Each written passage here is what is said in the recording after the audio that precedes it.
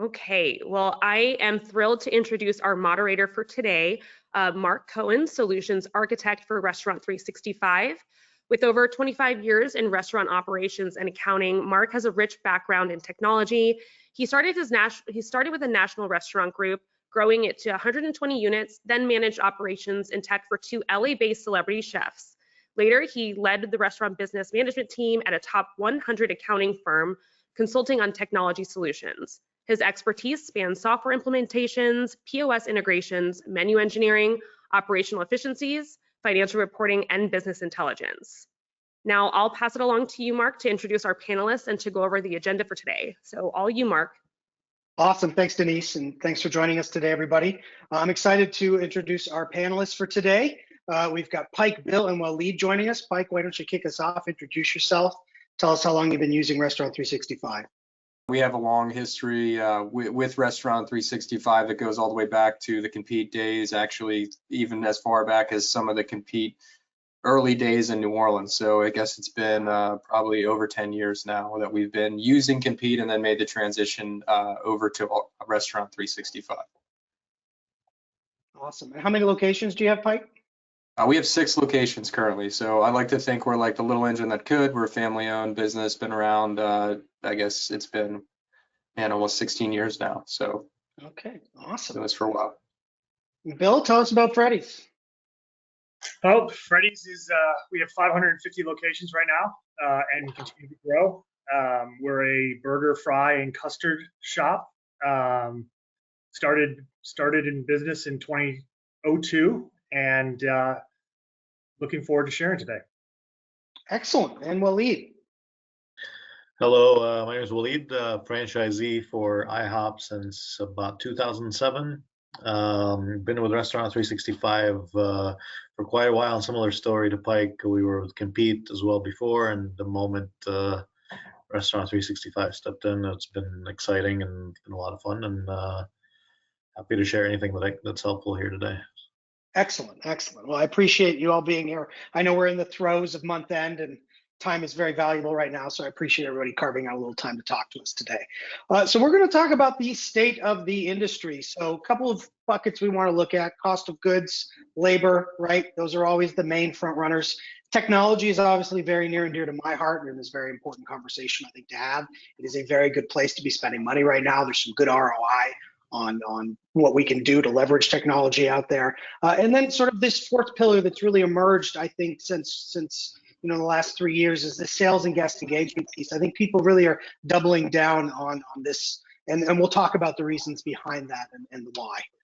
So every 6 months or so, we do an in-app survey. So if you use our software, you've seen this, it's a pop-up. We ask people to engage with us within the software, just so we can sort of take a pulse, get a temperature check on the industry, see where everybody's at.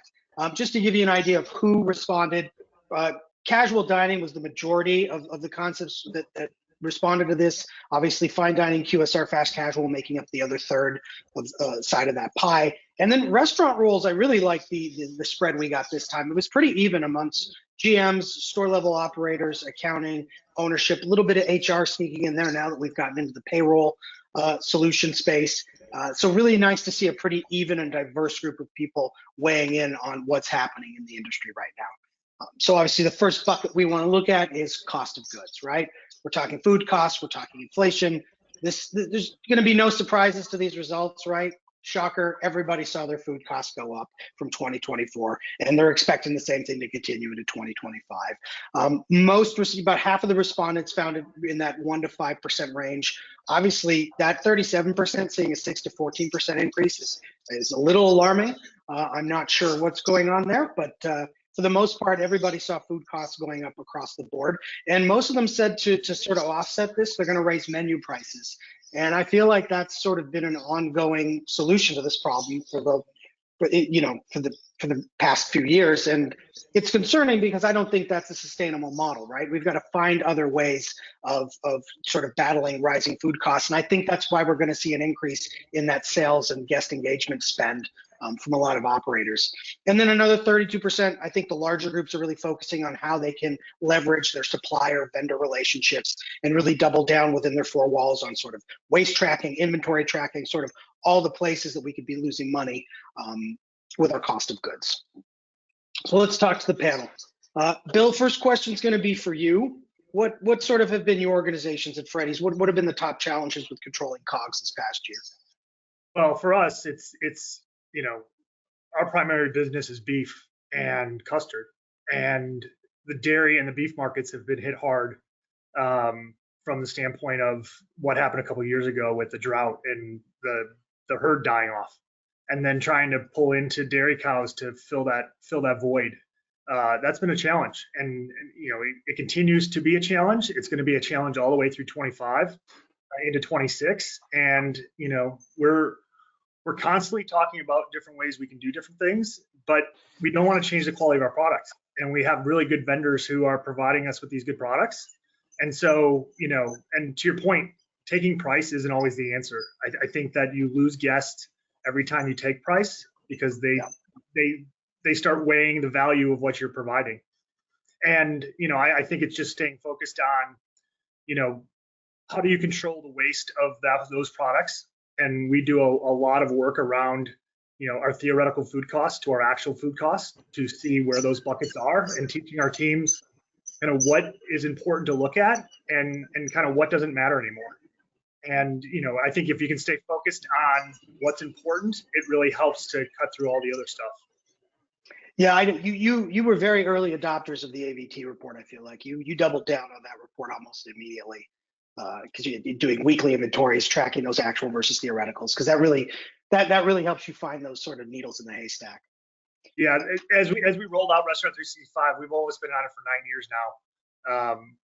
I think that was year 2, year 3 that we started doing ATV, and it's really been getting ingrained in our organization of, you know, what does that really mean, and how does that help you? And you know, it helps. But the other thing is, you have to look at your menu items and look at what you're selling too, as well, is that you want to bring menu items on that are going to raise your food costs again. And so it's really, as an organization, you have to be smart about what you're doing and how you're handling it, because it's not just one person's responsibility, it's everybody's. Absolutely. And Waleed, for you, I'm you know, 2024, I'm sure had its challenges. I feel like you're in the midst right now of a bit of an egg crisis, right? How's that impacting your business? Yeah, it's so, you know, it's extremely tough. I mean, thankfully for us, we obviously leverage our purchasing co-op very heavily. So we've been able to obviously mitigate that a little bit in comparison to probably other restaurants, because we have some protection in place for our egg prices, and I'm sure everybody on this call probably has some similar situation with whether it's beef or anything else. You know, so leveraging our purchasing co-op has been great for us as an IHOP brand. You know, we take all 1,800 or so locations and combine them into one massive purchasing co-op, and that's dramatically helped us. And I know there's always local co-ops. I always tell, you know, smaller restaurants, you know, talk to your distributors, see if they have co-ops within their own that you can join, etc. That tends to help quite a bit. And so, but you know, like Bill was saying, that those AVT reports, you know, within the four walls of the restaurants, thankfully we haven't found anything within the four walls that is telling us that we're making the errors on our part, right? So, you know, we've been, you know, I still remember when I first used the software and I was measuring a piece of bacon, going, all right, you know, we got to really hone in on exactly what it be. And the crazy thing is, it starts to teach your actual staff that are doing the inventory, oh wait, you know, they start calculating in their head waste and going, oh, whoops, you know, this cook needs to be retrained. They're making mistakes here. Right. That we're losing eggs after eggs after eggs, you know. So, and and you know, you can really get granular in inventory and get to the point of a daily inventory. If you really feel like this one location has an issue, I need to figure out what's going on. I need to figure out which shift is causing the issue. I need to figure out which individual. So within the four walls, thankfully, we haven't been have any issues. External has been very tough to control. So climate change, avocados, orange juice, list goes on of things that we've dealt with. And it's hard to control. So you've got to use the tools that you have to control it as best as you can. So I'm hearing a lot about purchasing, Pike. I'm curious, have you at Felipe's, have we changed how your procurement process in the last year? Yeah, so I think kind of tagging along on what Lead's point a little bit about the co-ops and stuff. So the tactic that I think we've kind of zeroed in on is obviously, as the past 2 years have seen some, this year in the latter part of this year and maybe this year into 2025, the expectation is probably the volatility in pricing possibly goes down somewhat.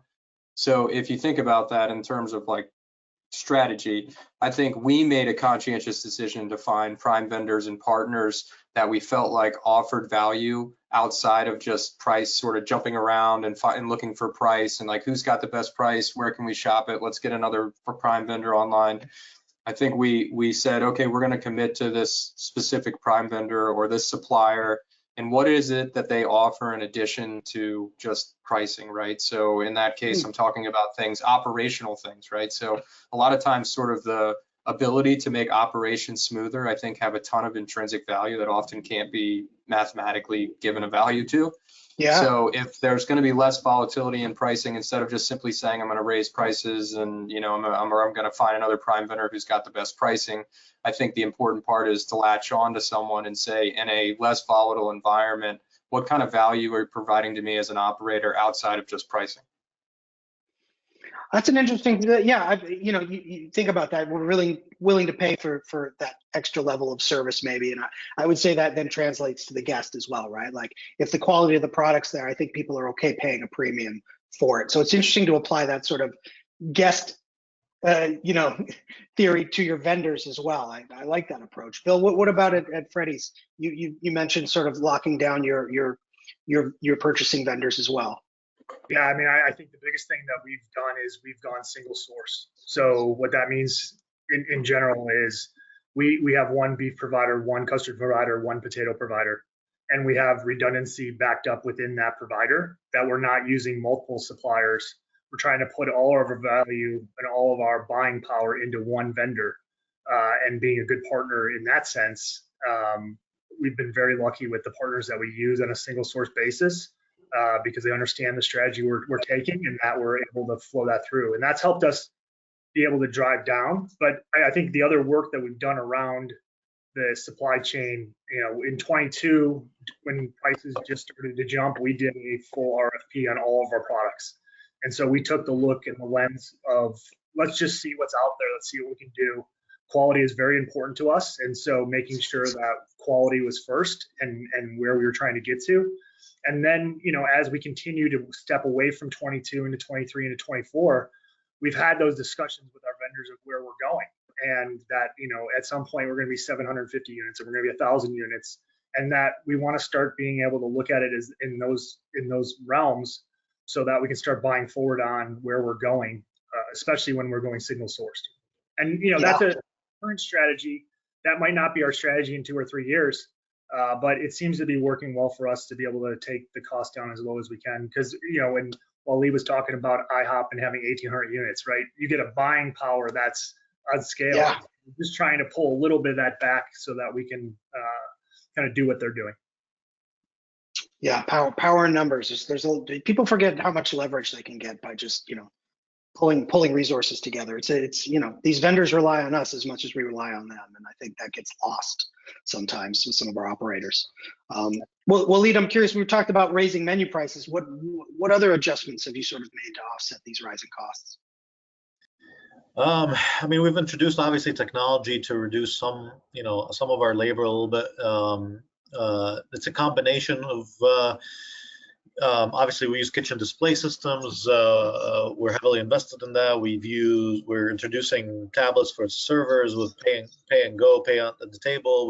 We were testing placing your order even beforehand, before you arrive at the store, and the moment you arrive, your order goes back to the kitchen. So to help reduce some staffing, it's obviously everybody over the last few years in the restaurant industry has had some major staffing issues. So in order for us to say, you know what, let's focus on our highly skilled individuals that can turn tables quickly, can cook food at a high pace, but still high quality. versus adding just bodies for the sake of adding bodies. Let's add technology to help maintain that quality of service and food. And then the biggest thing, and you kind of hinted on it in the beginning, is focusing on engagement, right, with our customers and our community. So to me, volume will, I think increasing in sales and increasing in volume reduces waste, reduces complacency, increases the skill set of the employees. So that even improves waste on its own, just because of the fact that they're turning over food faster. And so that's our focus really, is community and outreach and sales. And I think on its own, eventually that will sort of eat away at those few percentage points that we've gained as well in food. So we're forecasting, a little bit of a negative, unfavorable basket of about 3% this year in our food. So we're hoping to mitigate that with, like I said, a slight menu increase. We're not going to be doing what we were doing before. It's going to be very minimal. So there's going to be a little bit of a menu increase based on the item itself. But then on the other side of it, like you said, is focusing on improving efficiency within the store, adding technology that can help maybe maintain existing staff members without having to add more staff members to handle the increase in sales, hopefully. So that's really the goal. Yes. So I always say sales fixes a lot of things. It can't fix everything, right? But sales definitely helps. So yeah, I'm definitely seeing that trend across the board in terms of increasing top line revenue. I mean, that's always been the goal. Pike, what about it, Felipe's? How are you offsetting these costs? Yeah, I think another thing that maybe hasn't been hit on as much that we've been doing is looking at COGS from the perspective of what are we doing promotionally or marketing wise that's impacting our net sales and then ultimately impacting our cost of goods sold. So looking at the ways in which we are outreaching and getting guests in, which, with where prices have been, it's been our thought process that being a little more aggressive and consistent in offering some type of promotion or discount has been helpful in order to drive sales. But at the same time, that's a double-edged sword because that can impact your cost of goods as you look at how promotional you're being. And if you're doing this on multiple different platforms, say you're being promotional on a third-party platform, you're being promotional online, you're being promotional with text messaging or email campaigns. If you don't sort of look at that whole thing as one big sort of holistic marketing effort, I think you can get a little sideways to where you're being so promotional that you're in a situation where you've impacted your COGS negatively. Well, and I think you've impacted your value prop, right? If you get to a point where you're over discounting, right, over promoting, then it's that Groupon effect that we all remember, right? Yeah, people are just going to expect that price to. Well, I don't want to pay full price if they're always going to be running a promotion. So it's a very fine line. You're absolutely right. Well, let's talk about labor, our other major cost center within the restaurants, right? And really, this isn't more. Some of this is about labor costs, but really, this is about turnover, retention, right? Engaging with the employees. How are we keeping them within our four walls? Because there's nothing more expensive than a bad hire. So no surprises here. Pretty much the same results we saw with food costs. 51% saw an increase of 1 to 5%, with the majority of the other half seeing a north of 5%, 6 to 14%. So turnover rates are ranging between 11 to 25%. I would argue most of those are on the higher end, close to that 20-25% number. At least that's what we're seeing. And the good news is we, about a third of the people we spoke to are planning to put money into this problem, right? By investing in their workforce, not just investing in technology, but investing in, their culture and their people and offering better benefits and better pay. Because at the end of the day, I think it's not just about how much we're paying an employee. It's I think people care about where they work now. They care about the culture. They care about, if you're making a difference, so to speak. They want to resonate with the values of the company they work for. And one of my big takeaways from the restaurant industry, which I've been in my whole life, is I don't think we do a good job of promoting it as a industry, right? As a career path. I think a lot of people see it as an entry-level job. And, I don't think we do a good job of sort of showing the long tail of the restaurant industry, that there are opportunities here and people can make a career out of this. Waleed, famously, I believe you started in one position at IHOP. I was a dishwasher when I was 14. Yeah, and now you're a franchisee. It's just like amazing. And I don't think we tell those stories enough. So I'm curious from a hiring and retention standpoint, Waleed, what's sort of top of mind for you with your staff? So it really started out with our management teams. I mean, so this is obviously I can be in the restaurants as many hours as I want to, and at the end of the day, once I leave, that management team is still in place. So our biggest thing has been having we started doing monthly meetings, but at different restaurants. So instead of having an IHOP restaurant, I started going to, we've gone to Freddy's, we've gone to Panda Express, just to tell my managers, let's look at the faces of the people that are working in these restaurants. So, and let's put ourselves in the shoes of our customers and saying, are you looking at the staff member? Are they happy? Are they not? Are they smiling? How are they engaging with the guest? And we've got a few Freddy's in the area and a few Panda Expresses in the area that are amazing. I mean, amazing. And so I've taken them there, and we've had our actual monthly meeting there, and they got to watch other restaurants, and I wanted them to take those notes and go, how do we get our staff to really buy into what we're doing as well, right? And instead of having that annual review, how can we have maybe a weekly or bi-weekly review that with that individual that we really think is a highly skilled or has high potential, and let's give them rewards immediately. It doesn't have to always be monetary. We've restarted Employee of the Month again.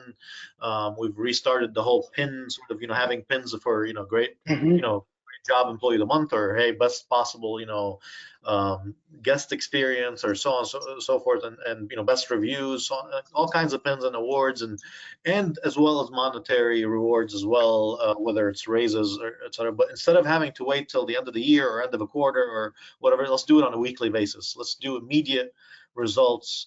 And I won't lie to you, for me at least, it's been great. I mean, our turnover rate has dramatically declined over the last year, and so we're going to keep doing this. And when I go to one of my locations, as soon as I walk in the door, one of the staff, because I use Restaurant 365's announcement to send some of these things and congratulate staff members immediately as soon as I walk in. Staff members are coming up to me and talking about something and saying, hey, how can I improve or do this or do that? It's been amazing. So I want to be in the announcement. How do I get into the announcement? Yeah. I love that. That's great. That's great. Bill, it sounds like you need to take your staff over to IHOP for your monthly meetings. What's sort of top of mind for hiring retention at Freddy's? No, I definitely took a note for that. So yes, we'll be showing up. I think our biggest thing that we're focused on is trying to de-stress our employees and using technology to do that, right? And so, I think that we're always focused on the guest experience as being the point that we're trying to hit. And in some moments, the stress of trying to get something done gets to be too much, right? And so I think we're trying to layer technology into this, from a cooking process, from a getting the order ready process. And I think the other thing that we're really focused on is, making sure that we're not cutting our staff, that when they are scheduled for a certain amount of hours a week, that we're trying to get them the hours that they've scheduled for. So that it's more predictable to them of what they're going to make. Because when you have to make a car payment, but you got cut and you only work 5 hours, that's not going to cut it. That's going to create more stress in that environment. And so I think it's really just trying to make sure that we're keeping it as stress-free as possible, because a couple years ago it was anything but stress-free. And so it's naturally gotten better, but I think it's being focused on how do you keep making it better and better and better. I like that, de-stressing. Pike, what about turnover? How's Philippe's managing preventing turnover? Yeah, so you speak, obviously technology's been something we've all been talking about. I think, and you made an interesting comment in the beginning, which was the industry's really bad about sort of talking about themselves as a having stability or even being a viable opportunity for a career over a year or whatnot. So what we've actually done is we've invested in technology that allows us to basically generate or create a conversation with said team member, talking about ourselves and actually bragging a little bit about the things that we do offer, right? So trying to educate and get in front of the individuals who think they have zero connection to the company they work for, and trying to foster that connection by telling them, hey, we have this. Did you even know that? We have a 401k. You're now eligible for it.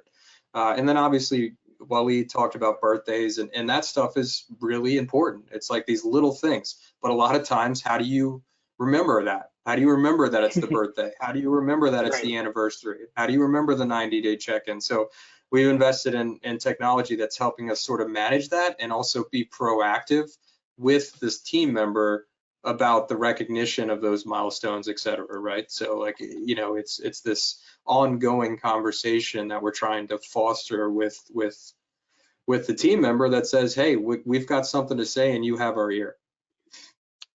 Yeah, I'm seeing also a lot of investing in sort of these employee feedback solutions now. Yeah. These are becoming more and more popular, right? Where the employee gets to vote, like, how was your shift today? How was your manager this week? Really engaging with that feedback loop and encouraging it, which is huge. I think that's so empowering for. Well, I think our biggest problem a lot of times in our industry is that we're like behind a problem and we're like chasing it, right? Right. Because everything moves so Very quickly. reactive. Right. Yeah. So if you can start to sense or through these feedback, et cetera, options that there's a problem brewing or something, you know, you can possibly get in front of it. And Bill, at Freddy's, what sort of ongoing sort of training, promotion programs are in place for your staff? You know, what we're trying to do is track training. And so the biggest piece we've added was the ability to make sure and add it to KPIs that who's trained, when they're trained, how long did it take them to get trained, and then tracking that into their KPIs for that restaurant and kind of spreading that across the whole system. Because we have 35 company stores, but the rest of us, the over 500 plus are franchise locations. So supporting our franchisees in that endeavor of how do you track that KPI and how do you score all of us? I think the other thing we've done is referral bonuses for our team members. And we do them for employees staying for 1, 3, 6 months. And it's a different amount each time. And so, you know, there's a big administrative burden on that to track it on the back end. But I think it's well worth it because it's always celebrated when we're paying somebody that brought somebody in that's a good team member that's staying around for more than 6 months. Those are wins for us every day. Yeah, I mean, word of mouth is still king as far as I'm concerned. Pike, in terms of attracting talent, I mean, we're all in competitive markets here. What sort of challenges have you had with the sort of the current labor pool and getting those right people in the door? Yeah, I think there's, you know, what we've seen in New Orleans, right? We're in a hospitality town, right? Yeah. So there's a lot of history here with hospitality, tourism, and, you know, I would say there is some channels that still exist for sort of a lifetime in hospitality in New Orleans. But I think more broadly and sort of more generally, if you look across sort of the country and the industry, it's become sort of unpopular or not cool to work in the restaurant industry in some ways. And I think that's unfortunate. And I think that a lot of what's driving that is sort of like the optionality that's out there. There's, you know, the gig economy, which continues to sort of, for some people, I think, be a real viable option. Work from home optionality, just working from anywhere type of situation. So like there's a little more competition in that. And I think that remains a challenge that is particularly pointed towards our industry as sort of a, you know, opportunity cost to people. So I think that remains a challenge, and honestly don't have a perfect answer other than how to improve sort of your culture and your team member experience to make that better, reduce turnover basically with who you have. Yeah, that's the most expensive piece of labor. At least that's what we're seeing on our side, right? This massive turnover rate. Just because, to your point, it is a very competitive market, not just restaurant to restaurant, but, you know, restaurant to gig economy, restaurant to, you know, there are all these different paths now for people to earn a living at that, and it's challenging for sure to not just attract talent, but the right talent, the right fit, right, culturally. Well, let's talk about technology a little bit. So obviously this has become a huge area for the restaurant industry. I mean, I've been using technology in my restaurant practice for 25 years now. It's always been a part of our business. I think we've gotten better at leveraging it. I think we've gotten better at using it to be more of a proactive than a reactive tool. And I think we've gotten better at consolidating it and actually getting, you know, all of these pieces to sort of talk to each other, right? It's always been a very disparate landscape, I feel like, in the restaurant technology world. So what we're seeing from respondents is they really want, like I said, we're seeing the majority of spend going to that marketing loyalty program, right? a way to drive business in the front door, engage with your guests, not just within the restaurant, but online. Have a media presence, a social media presence. I still argue that there's local store marketing programs out there that work, right? Waleed, you talked about engaging with your community. I think that is critical as well. There are still people that want to find their local, their spot. So really, to improve operations, I think across the board, we're seeing this spend on marketing and technology, these loyalty programs. And then, like we already talked about, the other half of the spend seems to be prioritizing staff enhancements, right? With a small amount looking to focus on probably a POS swap or a new POS system, some sort of business analytics solution so we get that, proactive data, that real-time transparency. And then we're seeing this numbers continuing to rise, this investing in sort of automation and AI. Right, what can that do to help us reduce our labor costs, or increase our efficiency? Sort of a couple of things we've already touched on, but AI is obviously the big one. Everybody, it is here to stay. Waleed, I'm curious: is AI sitting in your tech stack or on your roadmap somewhere? Yeah, the conversation started last year. So I'm part of the technology committee for IHOP, and so I'm heavily invested in anything tech related. And on my end, really, excuse me, for me personally, from an AI perspective, I really would like to see software that can, and maybe it's just me, but the restaurant industry has been heavily hit with a lot of fraud from different types of fraud, whether it's online fraud, whether it's internal fraud. And so I'd really love to be able to see AI step in and do the analytics for us and give us sort of a summary of what we should be watching out for at this store or at this shift or at in this city, et cetera. I know there's a lot of uses for AI. I'm sure there's marketing uses.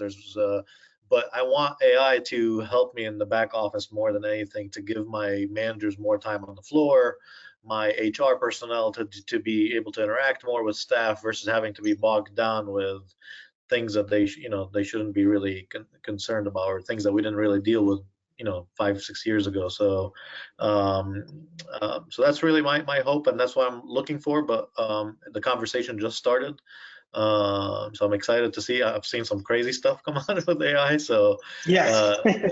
Sometimes it's scary a little bit, but I think it's there's always benefit to some technology. Obviously that's the intention. So I'm excited to see what comes out of it, and I know R365 is also dabbling with it as well a little bit. So yeah, I mean, anything we can do to solve like analysis paralysis, right? That's the problem with restaurant data now. I feel like we have so much of it, and trying to weed through it to find those gold nuggets can be. So if something can do that for us, and summarize for us, and sort of raise those alarms for us, I think that would be a huge win. Pike, what about Felipe? So any AI plans or anything? So it's definitely on the roadmap. I would say that from the marketing guest side of the equation, we are sort of kind of waiting in the wings to see where the integration falls into how to predict guest behavior on ordering, et cetera, through either an online platform or what one of the platforms that they come in and order. So we made a conscientious decision a few years ago to kind of reduce the tech stack, not grow it. And so I think a lot of the AI optionality right now is an expansion again of the tech stack, and we're not really interested in doing that at this juncture. We'd kind of like to see it flesh out a little bit more and maybe have it internal to something like R365 or one of our point of sale partners, which is Toast. We did, though, just launch it on the HR side. Go figure, HR, we've talked about one of the biggest problems we all struggle with. And that program is basically geared towards screening applicants with a very small subset of questions in order to then screen them and say, would this fit into kind of the mold of what you're looking for? And it's basically analyzing all this language use and data to then very quickly give you a score rating for a candidate and shoot that to a manager or us, because almost instantly with like, he's a 9 out of 10 or she's a 10 out of 10. Here's her phone number or email.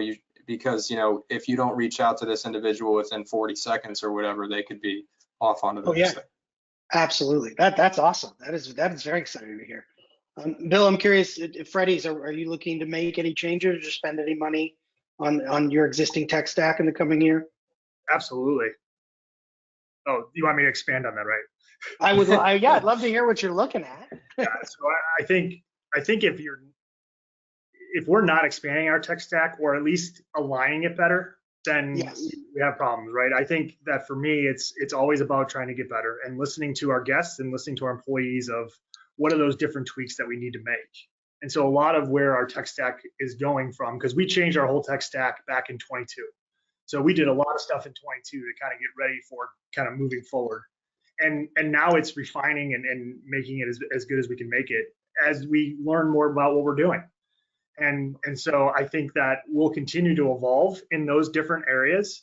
But it's really being focused on what our guest experience looks like and what our employees need to kind of drive those. And a lot of it's being driven around app and how does that app functionality. One of the biggest things, we hear our guests don't want to get out of their car when they come to pick up an order. And so how do we take them through the drive-through?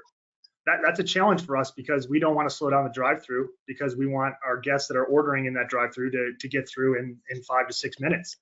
And if you start layering in other things in there, it gets more complicated. And so, I know there's a lot of concepts out there that are trying different things, and we'll be trying some things in the future when it comes to that. But it's kind of evolving, and it all comes back through the tech stack because it's all linked into what the technology can handle within the restaurant to make all those things work.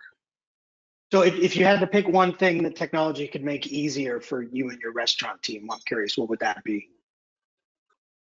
I think it's really around how do you get an order exact every single time, so that consistency. Our business has shifted over the years from COVID to where we are today. That we have more drive-through business or more business leaving the premise than staying in the premise. And when those guests leave, if they have to come back because they missed something, that's not a good look, right? And right. Part of what we're focused on is how do we make that better. And so we have some initiatives that are coming out this year that are really going to help drive that solution in the way that we're using a screen that's on our expo that's going to show our staff how to bag the food. So in order of what should go in, and then weighing that on a scale so that makes sure everything's in the bag. It goes out the window. It's fully loaded with everything that's supposed to be there. So if they forget like a sauce packet, where the weight's going to be off, and that's great. I love that. Yeah, because the biggest thing we hear from guests is I didn't get my sauces, right? So it's the little things that make the biggest difference. When you're going to have everything in your bag and you're ready to go, then it's a good experience. Super smart. Waleed, what about for your teams? What would you like technology to make a little easier for everybody? I'm gonna go sit in Bill's office for a bit here and try to steal away.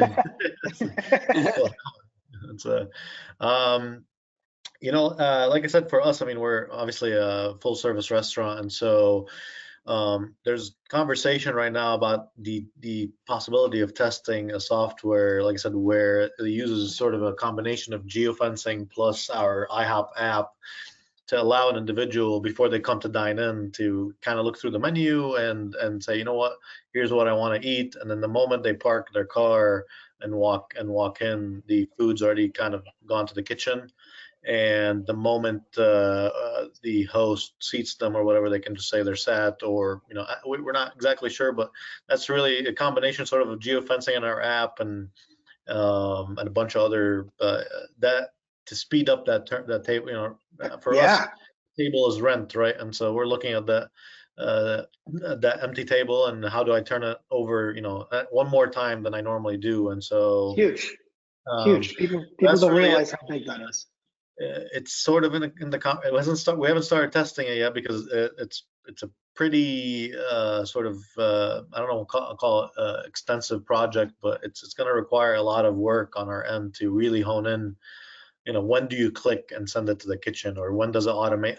Do we automate that, or what if a customer changes their mind halfway through walking to their table, right? And what do you do there? Yeah. And so there's quite a bit, but the conversation started a year ago or middle of the last year, and I'm hoping that it'll be something that we can start testing soon. I mean, for full service restaurants, an extra turn out of the dining room is, I mean, that's Yeah, huge. yeah. Like that's massive And impact. robotics. And Top line we're considering robotics as well. That's not necessarily part of the stack, That- but I mean, if you've been to NRA in the last 2 years, that is Yeah, all you right. see. those robots are amazing. So You're I'm just excited. moving around the floor at the NRA convention. Yeah. Yeah, it's crazy. So, but Pike, you have 6 locations now. Yes. Looking to grow more. How does tech help you scale, or how has it helped you scale? Yeah, so I think that it's really like the technology that's come in terms of, you know, third-party delivery and online ordering and the ability to sort of view those channels as legitimate like channels to your restaurant and do that over multiple locations has been a fantastic ad, right? So like you want to be present for online ordering for your guests at every location, and the experience should be the same and identical at each one. So it's almost like you're kind of pretending like you're sitting down at a table at Waleed's place or whatever, and you're looking at the menu and ordering. And so you're like looking at this sort of avenue of ordering and getting your product to someone as a whole nother experience. And when you figure out how to do that well, and you focus on that and you put energy and time into that, I think it's very scalable, if that makes sense. It's like yeah.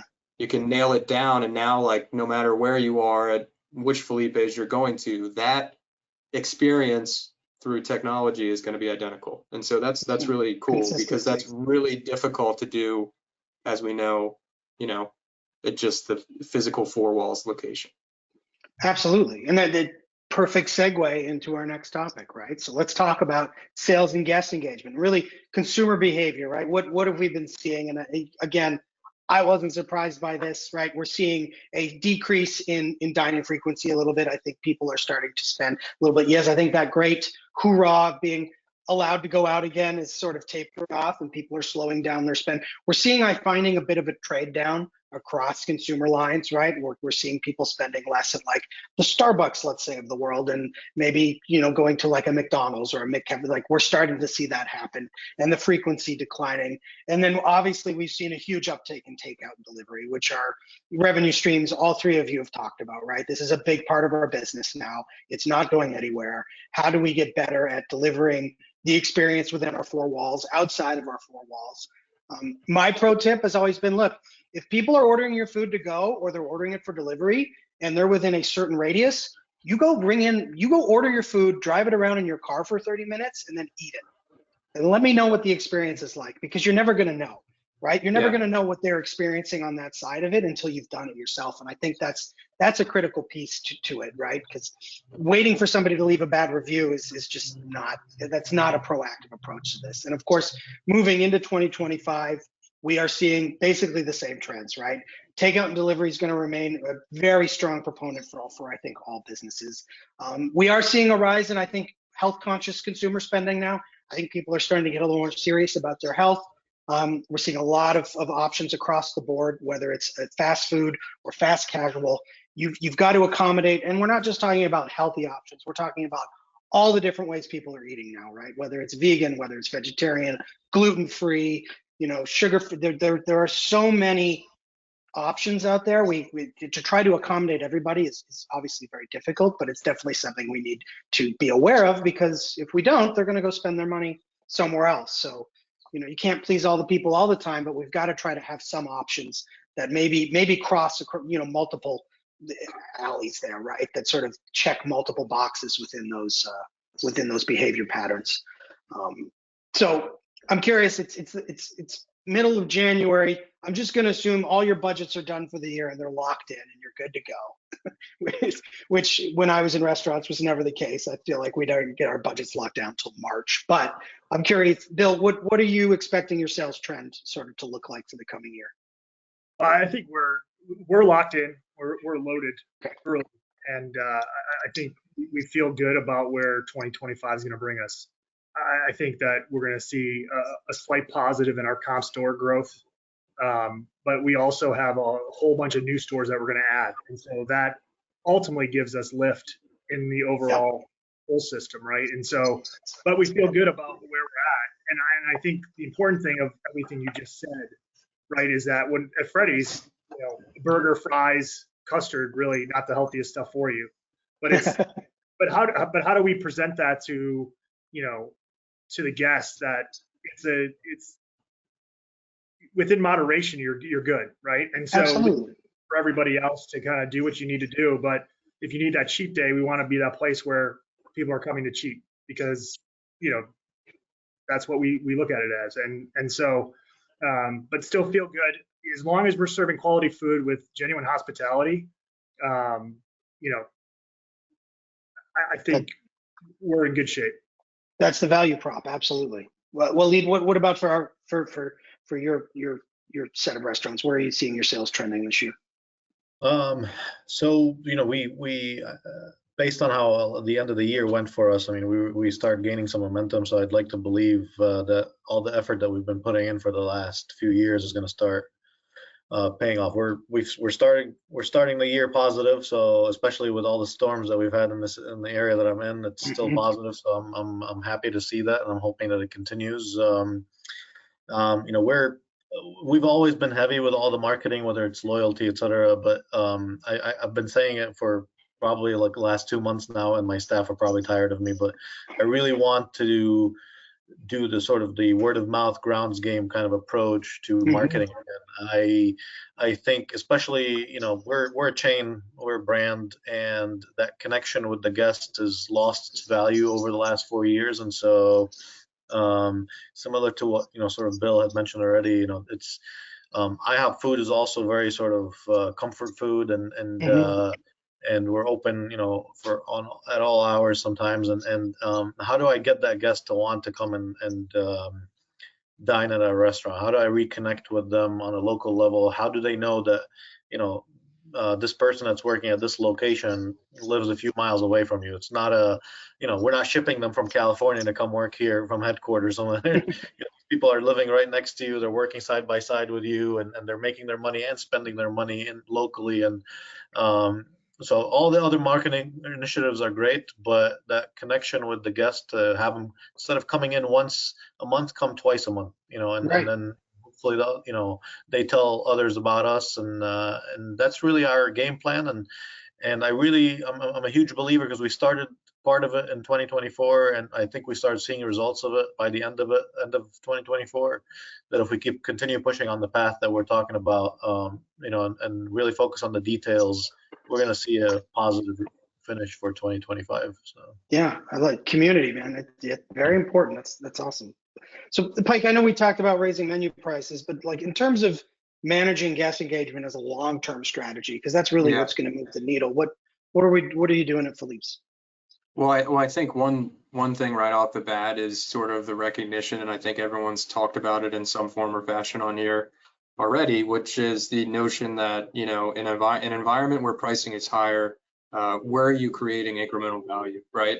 Because the guest or the consumer is more discerning about their choices that they're making. So, you know, I think for the last few years, hospitality has been not as important to us, but I think once again, that incremental value, even at the QSR, fast food level, you name it, sort of is going to be an important part of the equation for the consumer or end user to come back repeatedly. Did they have a good experience? If I'm paying more for this product, then my expectation about how I'm treated outside of the product is going to be important. So as an industry, I think we've sort of got to, you know, go back to the old playbook a little bit and say, you know, this is the hospitality industry. We're here to make people feel special at the end of the day.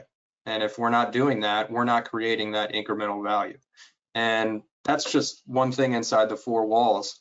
I think from the perspective of what we've done to sort of do outreach, is we've kind of internally made an effort that everything that we are a part of from like a marketing standpoint, whether that's a hyper localized event, community engagement, is in an effort to collect basically a touch point for a future guest or a current guest. And typically that's over text message through a phone number. And we've wanted to create sort of a growing community of individuals who have some sort of level of endearment or engagement with our brand, and that they feel like because they are in that group, that they not only get the first opportunity to see our offers or promotions, and they're typically more aggressive to that group, that also we kind of have a personality to that conversation.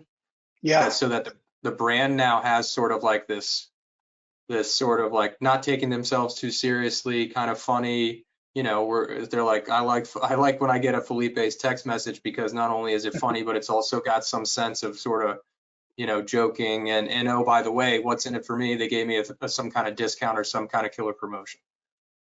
Right. They're looking forward to seeing what you're going to do for Cinco de Mayo. Exactly. So now what did you have last year? You had wrestling. You had. Yes, we did. We had the wrestling match. Oh man, yeah, we've done some stuff, but it's all kind of in the vein of like creating this sort of longer term relationship with our guests that we can leverage and communicate with. And I think that that's a big part of kind of our overarching guest engagement process, is like really bringing that internally and trying to use our internal horsepower to foster that connection. Not as much like, hey, we need marketing firm XYZ to produce the commercial, or we need digital media, TikTok or whatever. So, you know, we sort of want to kind of create a following with engagement. And Bill, it sounds like Freddy's is all in on the app. Is that your main loyalty driver now? It is. Yeah. Okay. I mean, our way to engage our guests, we're not a discount shop. We feel like we're charging a fair price for what the premium product we're giving.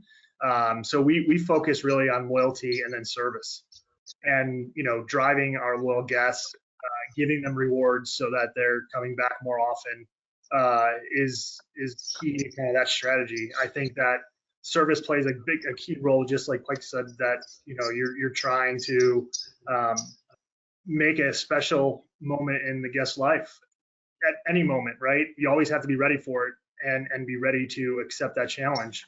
But if you're not prepared to do that, then it gets really hard. And so training, making sure that the teams are ready, becomes big. Yeah, and you touched on that sort of that gamification piece, right? Earning rewards, and I mean that drive is strong in a lot of people. Like the Starbucks, the stars, people are hooked on that stuff, right? And finding sort of those ways in to get people spending in a different, you know, engaging with those behaviors is, I'm seeing a lot more of that gamification at the loyalty level, which is probably. And the other thing we're doing too, it's not wrestling, but it's around our founder's birthday. You know, Freddie will be 100 this year, and so his birthday is on February 24th. And as of on that day, we're trying to create National Steak Burger Day. So there's not one on the calendar. We have a calendar date for everything else. There's a cheeseburger day, there's a burger day, but there's no National Steak Burger Day. And so we're going to do that as a promotion to kind of draw awareness to really veterans and what he stood for, and also explaining what a steak burger is. That's awesome. And that sort of touches on everything we've been talking about: culture, right? Loyalty, just the community. That's great. Well, Waleed, I'm curious, you know, we talked about food costs, we've talked about egg prices, you touched on the weather a little bit. Like, what other economic factors are sort of impacting your business that are front of mind for you? I mean, the government always loves to throw us, you know, the ball every once in a while, and so that's really been it's changing at such a fast pace, and it's, you know, every few months there's something new that we have to be weary of, and so that's really the biggest area that I think, outside of obviously all the other areas that we've talked about. You know, wage laws, six paid leave laws. The list goes on of, you know, menu laws that are coming out, calories, etc. I mean, all that stuff is just it's ever changing and at a very, very rapid pace, significantly faster than I've ever experienced it before since I started in this industry. And so so it always feels like you're battling on some level. So I'm really hoping that, you know, some of this technology and some of the initiatives that we're doing can accomplish what we want, so that way the managers and the staff can focus on how to run a restaurant without all that additional noise, and then us as a manager can go out there and advocate if we need to advocate for the restaurant industry or fight against something or whatever it needs to be done, because I think this industry employs a lot of people, and whether they whether they live here, work here for a lifetime, or they, move on. I've got some great stories of employees that have worked for me that have, went on and through college and then graduated, and they still speak to me now, and they're accountants and they're, That's they're, awesome. engineers and doctors and so on. And so it's, so everybody gets some sort of an experience from the restaurant industry, and so it needs to survive this chaos, and hopefully between a combination of technology and some stabilization across the board, we'll get there soon enough. So, well, if we've proven nothing in the last 10 years, is this is a resilient industry, to say the least, right? You can't keep us down. Well, guys, I know we're just about out of time here. I appreciate everybody spending an hour with us, and I think there were some very valuable takeaways from this for sure. We just want to wrap up with a quick poll that I know Denise is going to get out there, and we're going to then promote. We've got some upcoming events happening all over the country, the first of which kicks off in March. That's going to be in your backyard, Pike. We're going to be in New Orleans. Oh, I can't wait. We better hang. I'm excited. It's our first restaurant transformation tour of the year. But if you want to learn more about Restaurant 365, there's a quick poll here. Let us know. I know I had some bonus questions we didn't get to, but we'll save them for the next one. That was great. I had a great answer for one of those too. I'm kind of bummed out, Mark. Oh, well, which one was it? Well, it was the restaurant trend that you wish would go away, and I'm going to be let's do it. Let's do that across the board. I'd be so cliche in saying this. Of course, it has to do with reviews, but I'm going to be very specific about the trend that I wish would go away. It's the lack of accountability for people who give reviews. And by that, I mean, there's basically no lever with which can be pulled if someone is either false, outside of reporting a review, but the fact that you can't really do a whole lot about that is just something that I wish would just go away. I wish someone would build a better mousetrap on that. On reviews, okay. Waleed, you got a hot take on a trend you want to see go away? I said it once before, and I'll say it again. I absolutely love drive-throughs and pickup windows and to-go orders. I for some reason do not like curbside. I think it's one of those things where most restaurants, when they were built, and were not designed for curbside. And I'm trying to design one of our newer locations to have a pickup window in it, and I love the idea. I think it's great. Curbside, for some reason, you just lose the ability to, especially in the cold weather states, your employee runs out there, gives the food, runs back. There's no engagement. There's no, hey, do you need something else? I just want to run back inside because I got to take a tour around my restaurant to get back inside. So I think Bill's working on that. I think he's trying to solve it. Yeah. Get something for next year, for sure. Yeah. Well, this is the event we were talking about. Denise, I appreciate you putting this together and getting us all together for an hour of chit chat. Yeah, thank you. Well, thank you so much, Mark, Pike, Bill, and Waleed, for all of your time today. I just wanted to get this slide up here for folks if you're interested in hearing more from people like Mark, Pike, Bill, and Waleed. We'd love to see you at our restaurant transformation tour in New Orleans this year. It's going to be a one-day event with a lot of different sessions depending on different tracks and your role within the restaurant business, but it's also a really great opportunity to connect with other restaurant professionals and to learn from each other.